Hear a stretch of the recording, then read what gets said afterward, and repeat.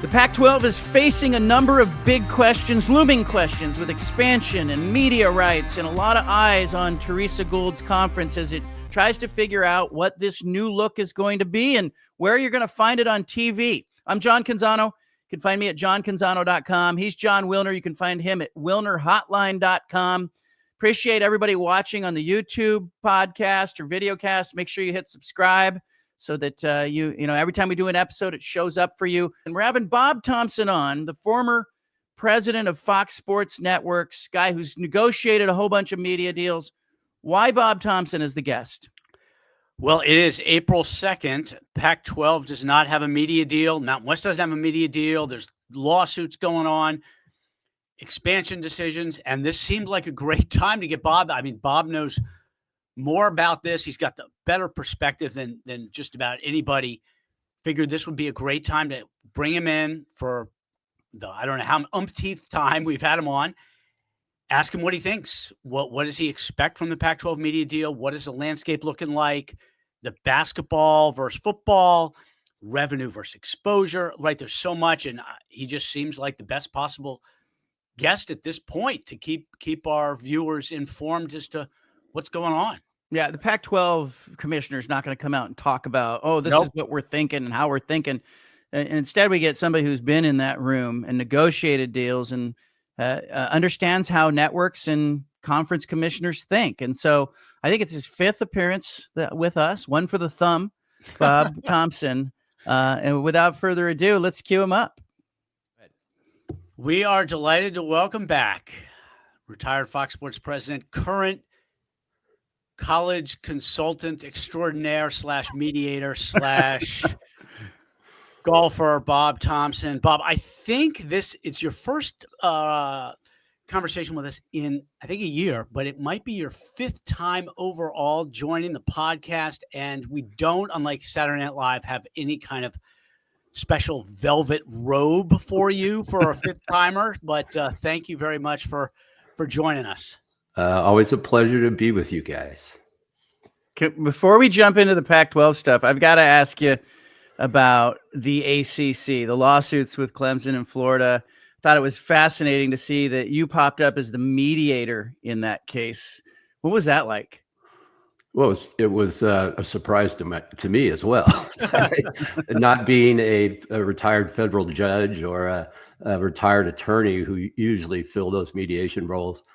I got a call out of the blue from one of the attorneys who represents Florida State, a lady I knew from my time at Fox, who was in New York, and they were representing Florida State. And then asked me if I was interested, and I said, sure, I'd consider it. And I'd done some work with the ACC in the past and knew the general counsel at the ACC from some previous work as well, and certainly know Jim Phillips from my time at Fox. And they both agreed that it was an easier process to just have me be involved than try and educate somebody on the various issues that both parties were, trying to get across. And so, we had a long day of mediation, and both sides laid out their plans, and it really, I think, got them on the road to settling the thing, which is kind of what everybody thought was the best thing to happen. And so, my part was small. It was as a facilitator. I didn't have any power or anything along those lines, but it was an interesting process. And I'm glad to see that they came to a resolution that seems to be comfortable for, everybody, including Clemson, who was not involved in any of this stuff, but had filed suit as well. And the other schools at the ACC were fine with it as well. So, it'll be interesting to see how it all plays out, and if they can finally get it to the finish line and actually come up with the final resolution or the documents or whatever that's going to put this all to bed. Did you get a gavel? Did they give you a gavel or anything? Like no rope? No, it's kind of like buying a car. You sit there with the sales guy for a while, and then you go to your corner, and the sales manager's in the other corner, and they're going back and forth between the two rooms. And so we all met together, and then they met separately, and then we met together again. And it's a little bit of shuttle diplomacy. But no gavel, no robe, There's a big conference room. Had you ever done anything like that?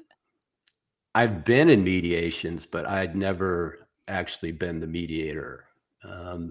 And fortunately or unfortunately, through my career, there's legal issues do arrive. Sure. Oh, yeah. And frequently there's mediation or arbitration provisions involved. So I've sat through more than my share of those things, but never the person in the middle. Gotcha. Well, we certainly, I mean, we could record for 3 hours here. There's so much going on, but I know that the Pac-12 media rights negotiations in theory are coming to a conclusion here. I think we probably, John, expect next 3-4 weeks at least some kind of resolution. We would love to know your view of the situation. Are you surprised that they haven't already announced something? Did you have a timeline in your head for this thing to get resolved?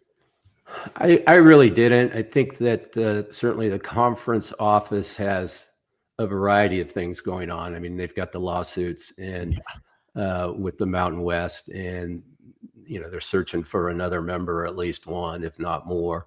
So I think that I didn't really have a date. They've got a year till it even kicks in. So I'm more interested to see what they're going to do next season, because I don't believe they've announced anything for next season. So no, not really surprised. Let me ask you on that front. In your mind, what they do in 2025 and what they do in 2026 and beyond, what is the advantage of being able to kind of bundle that with what you're doing now, or get that kind of congruency or momentum if you go with the same partners versus doing a one-off for 2025 and then changing directions? Right. Well, certainly for 2025, you don't want to have any kind of a regression like from what you had last year. They had a pretty good package overall, the Pac-12 or the Pac-2, whatever you want to call them. And I think going forward for next season, they've got some decent games. They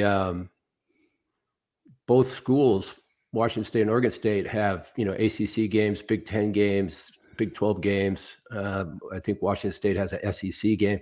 So, I'm not sure which are going to be available, which are at the home or which are on the road. But that's intriguing to me. I think as a media outlet would be of interest. I think they probably end up with something similar for next year. Maybe some TNT games. So, you get CW, Fox, maybe some TNT games because they're looking for some stuff. It's possible that they cut a deal for next year and the subsequent years as well, beginning in 26. I haven't heard any rumblings about that. I don't know, maybe you guys have, but certainly that's possible. Or they're just going to go one-off for 25 and then start a new deal in 26 when the former Mountain West schools come in. Either way probably works. I think, the money that's floating around, you hear anywhere from 8 to 11 or 7 to 12. That's probably the range that I would expect it to come down at this point. Would you say that the current environment for a media rights deal is friendly, hostile? How do you see the landscape right now for sports rights? It's okay. It's not great, but it's not really bad. There's not a lot of things for sale right now. You've got the UFCs out there looking for some money, and there's a potential that, well, not a potential, I think it's pretty likely that the NFL is going to open up early. They have an opener in their rights in 28, so that would start relatively soon. But I think that there's some people who need some content. TNT is still trying to figure out, how to backfill for the loss of the NBA. And I think you've got ESPN coming out with a direct-to-consumer product, and you want to have that as strong as possible when it hits the market. So there's some folks who need some content. So from that standpoint, I think it's good for the Pac-12. And you got to remember the Mountain West Conference is in the market as well, because their deal with CBS Sports Network and Fox is expiring as well. The last time around, obviously it didn't go well, right? And so the consumer is out there watching this unfold, and they're anxious about it. But you've been behind the scenes, and when you're constructing a deal from scratch with not an existing partner for 26 and beyond, I think Octagon talked a little bit about this. William Mao did an interview, and he said, "Hey, we've got the flexibility to start basically from scratch." But you've been in there. How different is that than maybe just renewing with an existing deal? Well, the renewals are much easier. In fact, you almost just change the numbers and you can move forward in a lot of cases. But when you're starting a new deal, you kind of gotta, as the seller, both sides have wants and needs, and you need to construct a package that fulfills the needs of the buyer and fulfills your what you're looking in terms of money and distribution. So you really can start plugging schedules together. The good thing with football is, non-conference games are scheduled well in advance. And then you have to figure out the windows and of the buyers who are potentials, what are their windows? What openings do they have? Are they already booked on a Thursday night or Friday night package? How many games do they already commit to on Saturday? And trying to figure out how your schedule would work and how your schedule would fit with the buyer's already purchased content, because you're coming in last. Everybody else's deals are done. So you got to find a spot that fulfills their needs and but also satisfies what you're looking for in terms of money and distribution. So Octagon, in theory, then would have kind of to tweak the packages based on the potential buyers, right? Because of the different current commitments for programming. Okay. Right. I mean, the package that you're pitching to ESPN, ESPN's pretty full on Saturdays. I guess you'd be strictly probably looking at a late night type window, because they're not going to take a Pac-12 and put it in front of a 3:30 SEC game on ABC or the early SEC game on ESPN. So you've got to figure out a package that would work for them, which is entirely different than what might work for the CW or TNT, who has less committed content at this point from a collegiate standpoint. Does that after dark, Pac-12 after dark, late football window, does it hold value to you as a buyer, or do you go, hey, everybody's doing it now? Big 12's playing late, Big 10's playing late. Yeah. It still has some value as a buyer. I think you don't underestimate the gambling aspect. We call the West Coast games the chase games, because you're chasing that elusive win to get even for the day. And so I think that's of interest, and it's a West Coast game, and so it's prime time on the West Coast. And if you can present a compelling matchup in that game, the ratings have proven you're not going to draw 4 or 5 million like you're going to get on a 3:00 or a noon type kickoff, but you can get a substantial audience, and it fills a good programming hole for your affiliates on the West Coast.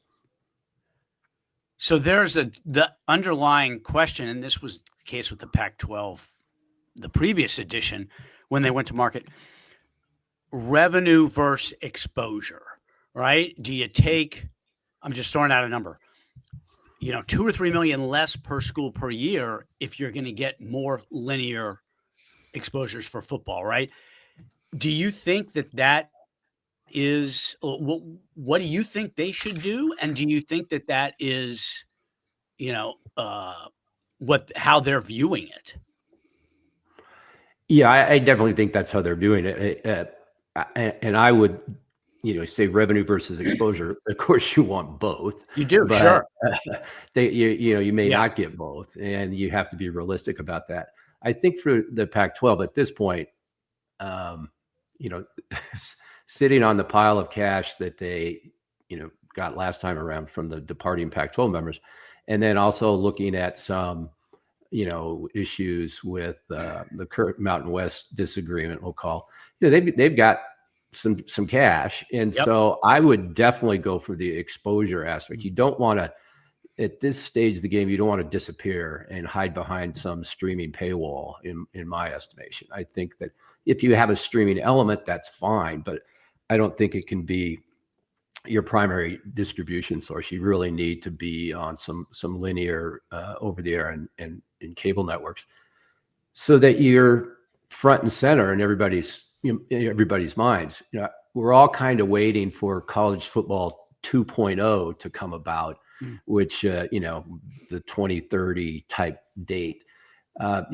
Staying relevant until then is extremely important if you want to have a shot at being part of that. What might happen in 2030. The other thing is, you need to have that distribution to hopefully establish yourself as the best of the G6s, conferences.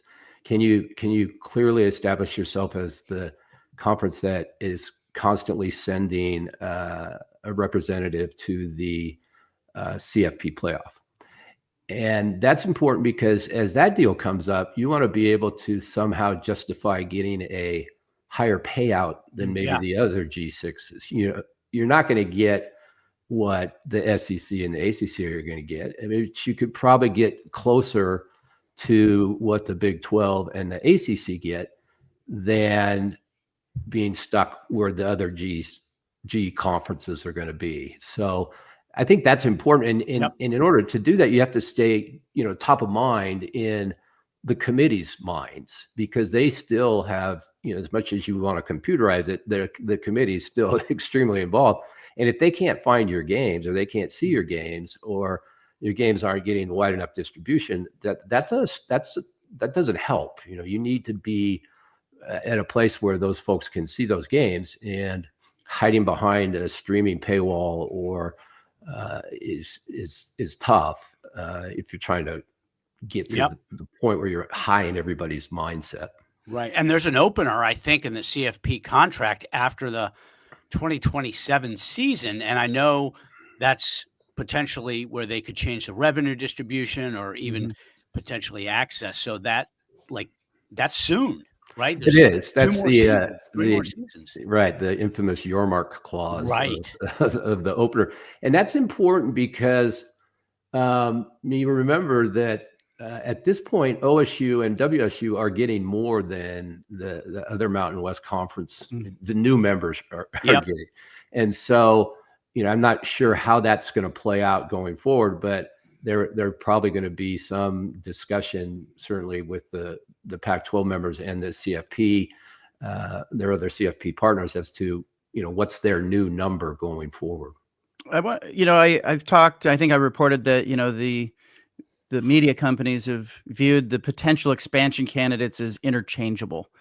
And, there's some bottom line differences and some nuances and some brand differences, but I'd love to get somebody who's been in those rooms, and you've been in those rooms, to maybe speak a little bit about UNLV, Memphis, Texas State, and some others. Are they truly interchangeable in your eyes, or are there some differences? There's some slight differences, I think. But the differences are primarily time zone related. I think, whether it's the Texas schools or Memphis, Tulane, a couple of things. I don't know that I'd skip over Texas to go for Memphis. I don't know that I'd go for Memphis alone without Tulane either. I would go with a Texas school and a Tulane or Memphis. But you want to have, flying that far, you want to at least get a couple of games while you're out there, right? And I'm not talking about football here. I'm talking about the other stuff. Yeah. And so I think from that standpoint, I would look at the Texas schools first. The UNLV thing, I think UNLV would already be in there if they were going to be in the Pac-12. So I think that ship has sailed. I think Gloria must have done a pretty good job of convincing them, either through,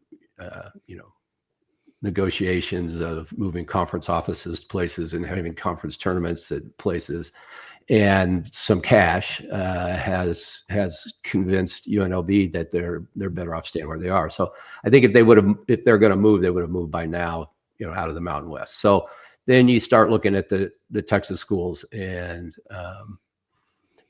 Memphis State and Tulane. Just one, I don't know that I'd take just one. I think it would seem to me you'd take two. As far as the number and from a TV standpoint, I don't know that either of them it really matters, one way or another. I think you're looking more at, would it be nice to be in Texas from a recruiting standpoint? Absolutely. I mean, you got a lot of football players there, and basketball players. And so I think that there's some good things about each of those schools, but you don't need all four of them. But I would think you'd probably go for two, but who knows? Maybe they're just going to do one because they've got some basketball only members already. So who knows? And do they need to, you think they need to see a number from the media, or do you think their plan is let's get a number from the media companies so we can figure out how much our current schools are going to make, and then determine, are we going to have to offer a partial share to a newcomer? Is that, you think, part of the calculation? I would assume so. Yeah. I think that they've probably had some pretty significant discussions as to what you might expect to receive if you join the Pac-12, and it might start as a partial share and work, work to a full share over the term of the agreement. I don't think anyone's coming in for nothing.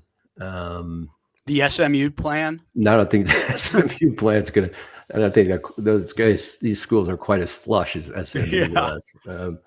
So, and then from the TV guy, they're probably saying, look, I'm going to pay you this, and I'm, whether you have 10 schools or 12 schools, and you're just going to, you figure out how you're going to pay the new guys, right? Because nobody's going to want to be diluted. Right. The current schools aren't going to want to be diluted. So if they can get them to take less and it gets paid out of the conference, cash hoard that they're sitting on, however it goes. I think the other thing that's going to be interesting is how they handled the guys up in Spokane, Gonzaga, as far as as a basketball only, what percent or what kind of a share are they getting versus the football schools as well? Yeah, Gonzaga's telling me they're a full share on the media side. I've heard that, and which I think, I guess they had enough cachet that the Pac-12 really wanted them that bad that they're prepared to do it. You have to remember, we're not talking about 35, 50, $60 million package here. It's much smaller, and it's probably, more in line with what they were paid, previously in the WCC. They definitely had an outsized deal there compared to the other schools. The basketball thing in general, I'm curious, how creative do you think they can get in packaging basketball? Will media companies be interested? Is that a great place for somebody who's lost some NBA rights to come in? What do you see the basketball thing shaping up like? They're going to sell it in a package if that's what maximizes the dollars and the distribution. A basketball only package might be on the table for some of the distributors who don't need football, say in ESPN, who's got plenty of football, but for them, there's almost never enough college basketball, especially when you're going to a direct to consumer model and you have ESPN Plus that is, eats programming like it's, going out of style. So you're always got to fill the time.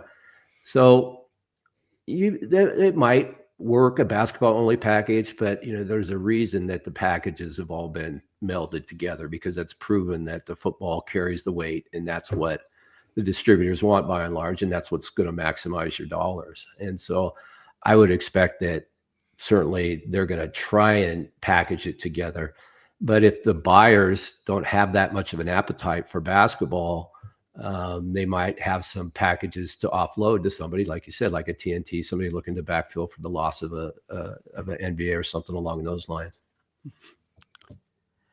Do you think the media ecosystem, is trending favorably for basketball over the long haul in terms of value? If we start off at football's 80 cents on the dollar and basketball's 20, are things pointing like eventually basketball could get to 25, or is basketball headed closer to 15? Boy, the thing with basketball is there's so much tonnage. There's just so many games.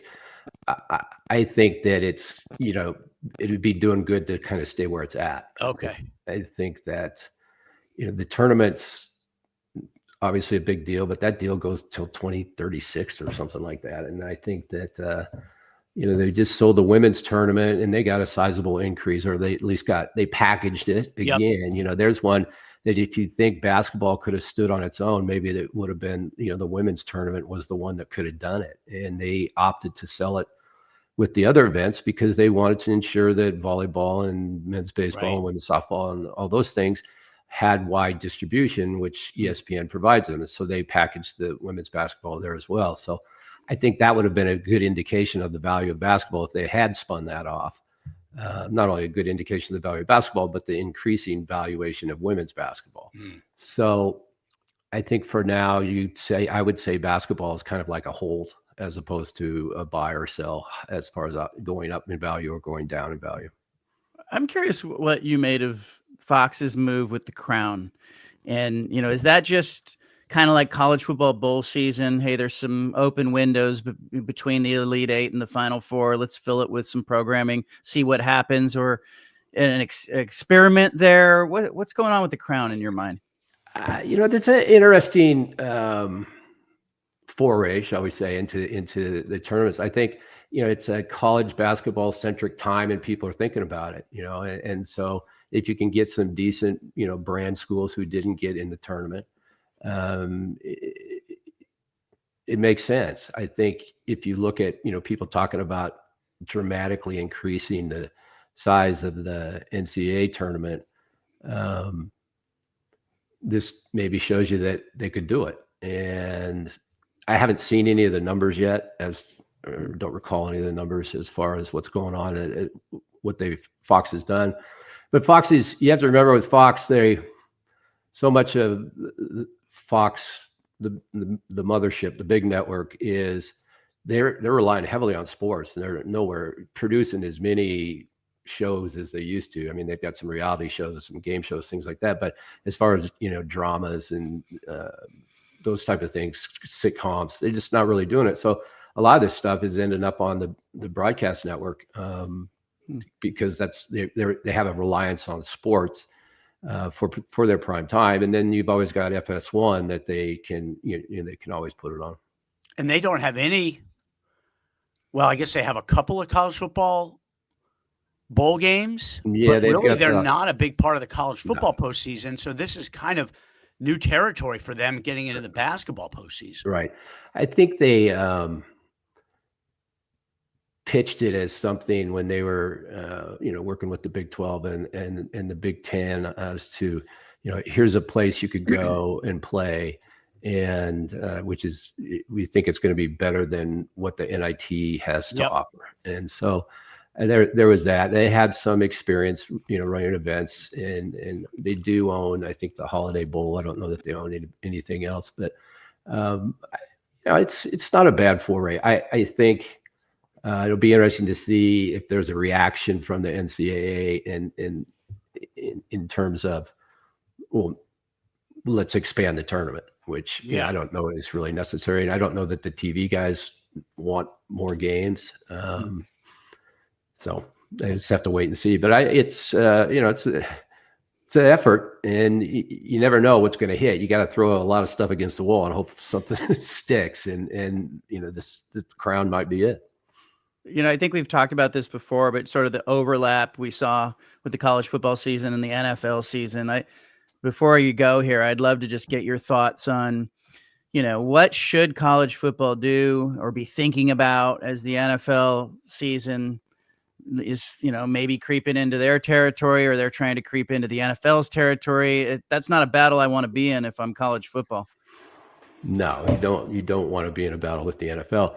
A couple of things. I mean, I think you need to go to week 0, and that's the first week. I think you need to play,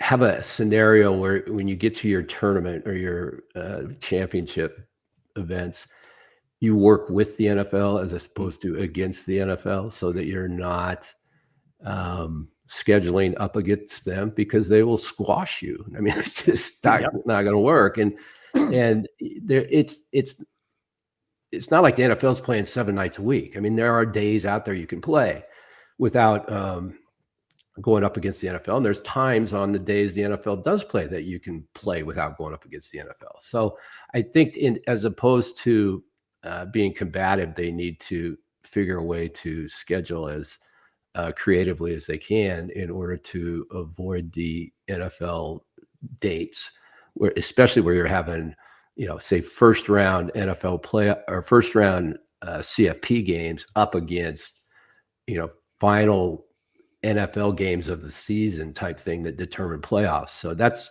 just, suicide in my mind. So rather than, go up against them, I think I would do the let's work with them approach.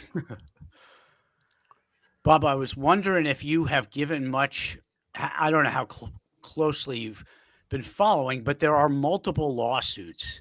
I'm fascinated by the fact that the Pac-12 Mountain West overlap on all these fronts: expansion, media rights, and the lawsuits, right? Mountain West is the defendant in 2 suits. One is, for lack of a better term, the exit fee suit.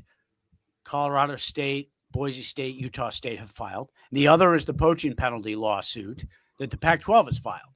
And if they settle, we're talking about tens of millions of dollars potentially different for the Mountain West members, the current future members, than they had projected. Do you think, how do you see that in like the 7-dimensional chess affecting the media rights situation for the 2 conferences, if at all?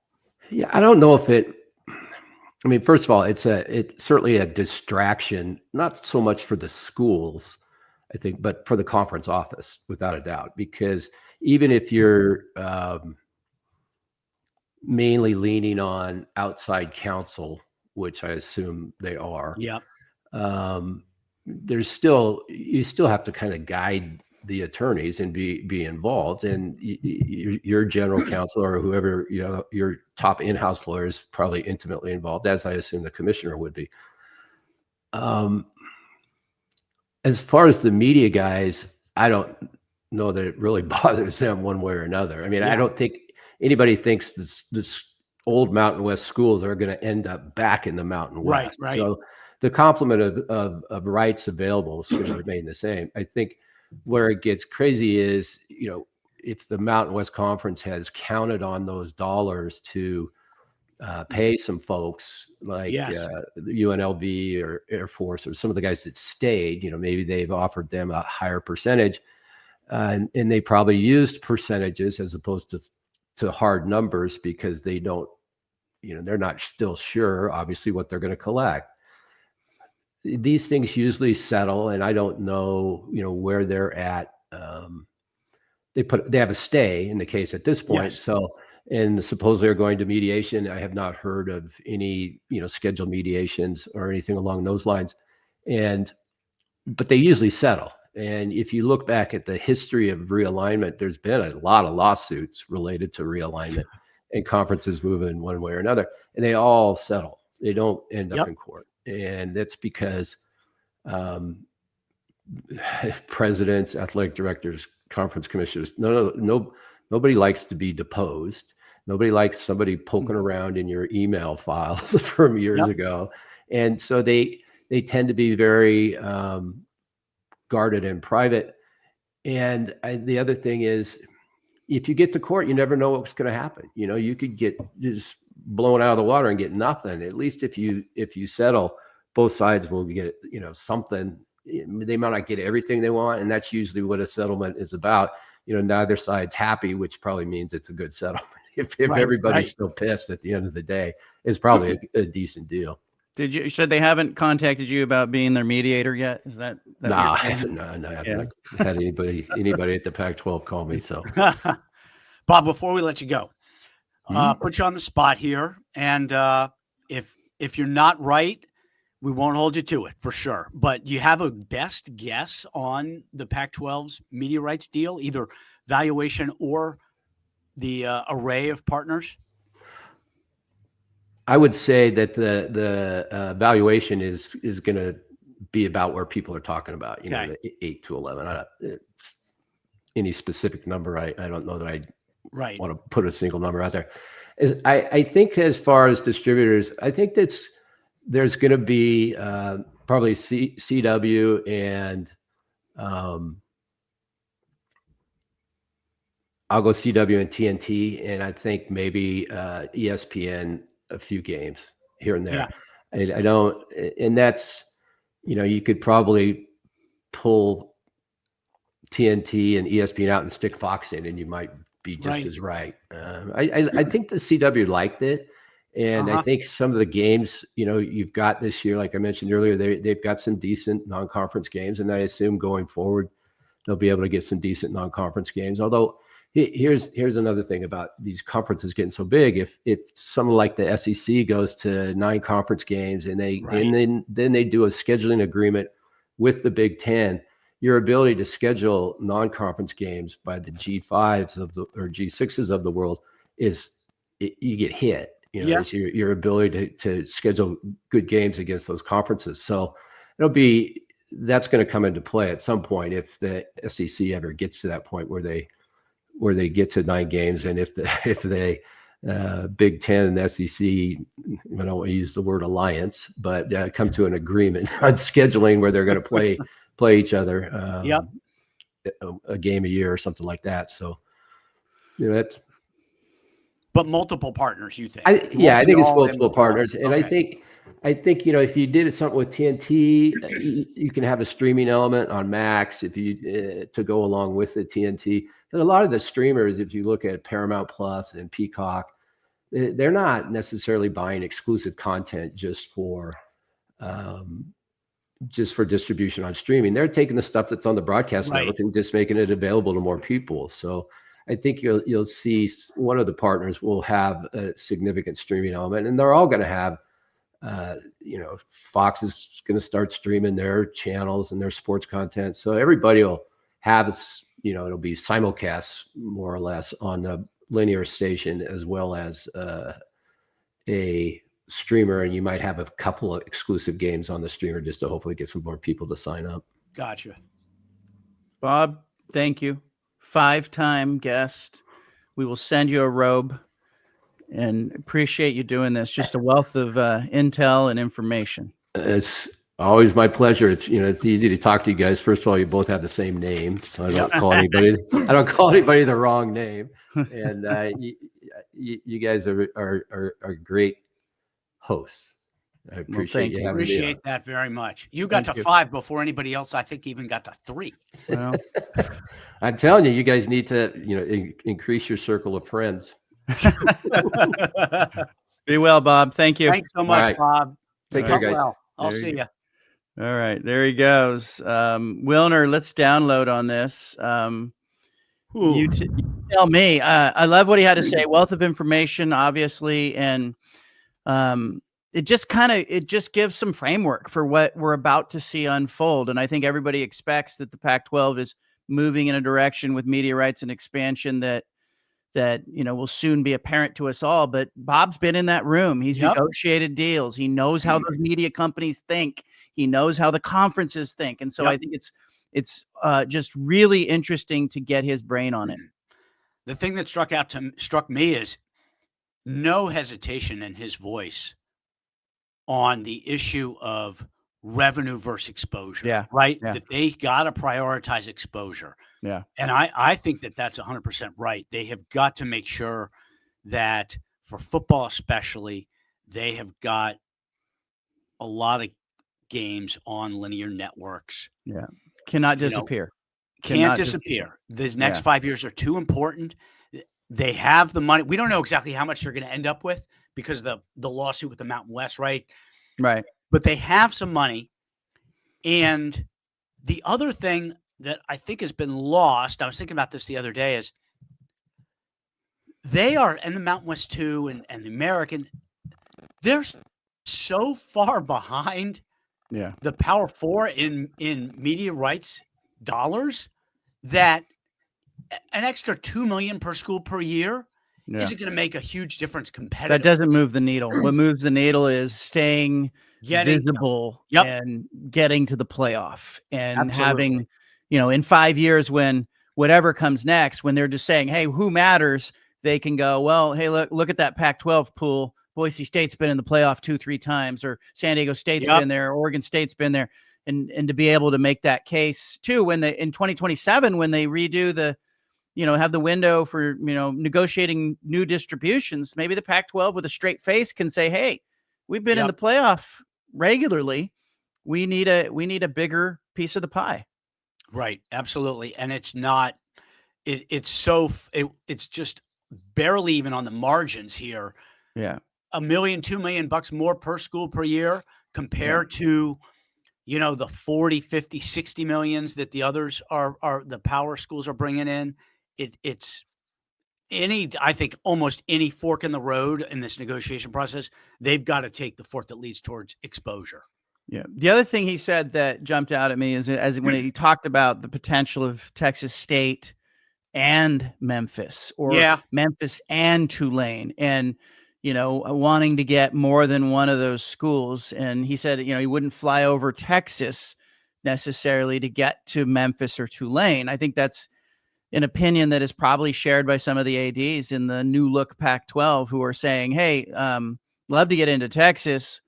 Memphis is great, but not going to send my Olympic athletes down to Tulane and Memphis, all the time, Right. we're not just for one school. So it'll be interesting to see, do they take multiple schools there? Do they come back and get a St. Mary's in basketball? I think there's some options on the table right now that are very interesting. Yeah, I do too. And I'm big on, I think Texas State's the way to go for them. And I certainly see the value in having a second school there. But I think Texas State is a lot easier to get for a lot of reasons than whatever second school that would be, whether it's North Texas, UTSA, Memphis, Tulane, any of them. So it's Rice, it's going to be potentially complicated if they want to get a second school. And I finally got this in print. When San Diego State and SMU had agreed to come to the Pac-12, they were both coming in year one at a zero distribution. That was going to be a zero media rights distribution in year one. Now, Texas State in the Sun Belt, not getting a whole bunch of media money, not getting a whole bunch of NCAA tournament units either. So jumping into the Pac-12, their bottom line is not bad when you do that math. But when you try to grab an American school like South Florida or Tulane or Memphis, it's a much trickier. The calculus is trickier because the bottom line for those schools is, hey, we're already getting a media distribution that is in the ballpark. We've got some NCAA tournament revenue. What else can you offer us? And so I think, if you're just going to take one and you're just going to fulfill the 8-school minimum and you're looking at your bottom line, maybe Texas State is the pick. I did think it was interesting when he said if UNLV was going to be the next school, they'd already be in. Yeah. I mean, I could see why you'd say that. There's still geography there, though, that you gotta run that ground ball out if you're the Pac-12, I think. I think so. I just think UNLV, Las Vegas is more appealing to the Pac-12 than UNLV itself in a lot of ways. Right? 100%. Yeah. And here's the other thing, there's a leadership question at UNLV that bothers me. I spent 11 days in Vegas trying to figure out how is UNLV thinking. I got to be honest. I was on the ground in Spokane at Gonzaga for 2 hours, and I know how Gonzaga thinks. I know how Boise State thinks. You can see the congruency of vision from their leadership, from the university president to the AD to the football coach. You can see the vision. You go to UNLV and you've got a president who gets pushed out. You've got the Nevada Board of Regents involved. You've got an AD who's out front saying, we're not going to be able to pay our football coach. Well, wait a minute. No, I'll walk that back. Basketball coach gets fired. They're just kind of all over the place right now. And I'm just kind of trying to figure out. And, oh, yeah, they were offered membership to the Pac-12 and decided to sign back on with the Mountain West when they really didn't have to. They could have waited and played that out and maybe created some additional leverage. There's just some real wonky leadership questions at UNLV. And I agree with you. Being in Vegas, big. But do you need UNLV to get into Vegas? That's the question. Can you just hold your conference tournaments there, or do you need UNLV to be in there? Because from a geography standpoint, we've shown that map. UNLV makes sense. It's best of the West. It's done. Your Olympic athletes aren't flying all over the country, but there's some questions there. Maybe they should go after Bishop Gorman instead. Go get it. Go get it. All right. Make sure you hit subscribe and make a commitment to us. Great episode with Bob Thompson. Share it with your friends, your family members. We'll be back next week with an all-new episode. Thanks very much, everybody.